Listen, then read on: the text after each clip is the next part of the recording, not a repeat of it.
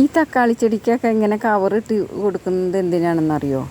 ഇപ്പോൾ 2 ദിവസം മുന്നെയാണ് ഞാനിതിലൊക്കെ വളമിട്ട് കൊടുത്തിരിക്കുന്നത്. അപ്പോൾ മഴ മുന്നറിയിപ്പ് കിട്ടിയിട്ടുണ്ട് 2 ദിവസം ശക്തമായ മഴയാണെന്ന്.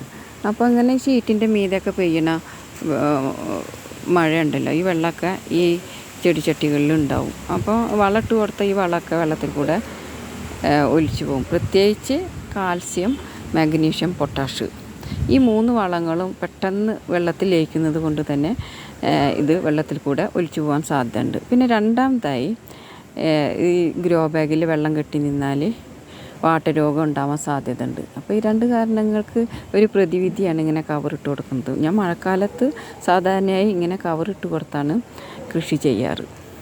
തക്കാളി എന്നല്ല, എല്ലാ പച്ചക്കറി ഇനങ്ങൾക്കും ഇതേപോലെ ഗ്രോ ബാഗിൻ്റെ മീതെ കവറിട്ട് കൊടുക്കും. അപ്പോൾ നിങ്ങളും ഇതേപോലെ ഒന്ന് ചെയ്തു നോക്കൂ.